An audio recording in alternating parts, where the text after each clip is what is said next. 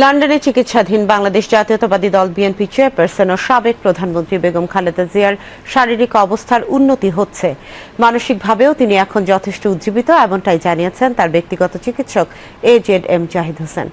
লন্ডনে তিনি সাংবাদিকদের জানান, ইতোমধ্যে ক্লিনিকের চিকিৎসকদের পরামর্শে যেসব পরীক্ষা করা হয়েছে সেগুলোর রিপোর্ট পর্যালোচনা করে সাবেক প্রধানমন্ত্রী খালেদা জিয়াকে চিকিৎসা দেওয়া হচ্ছে। পাশাপাশি পরিবর্তন আনা হয়েছে চিকিৎসার মধ্যে। আরও পরীক্ষা নিরীক্ষা করার পর পরবর্তী ধাপগুলো কোনটা কখন কিভাবে হবে তা নির্ধারণ করা হবে।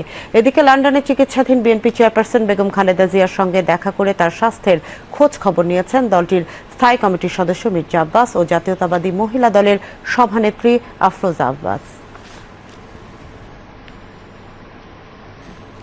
ব্যবস্থা নেওয়ার জন্য বলবে, ইনশাআল্লাহ আমরা সেই অনুযায়ী সেই ব্যবস্থা এই দেশেই হোক আর বাইরে কোথাও যেতে হলে সেটা আমাদের ব্যবস্থা নিতে হবে।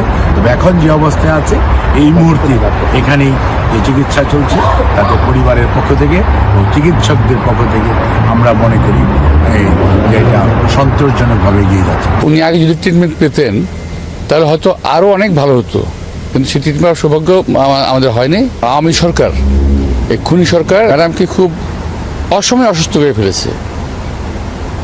একটা মানুষ যতটুকু সুস্থ থাকা দরকার ওনাকে সুস্থ থাকতে দেওয়া হয় না ইচ্ছাকৃত।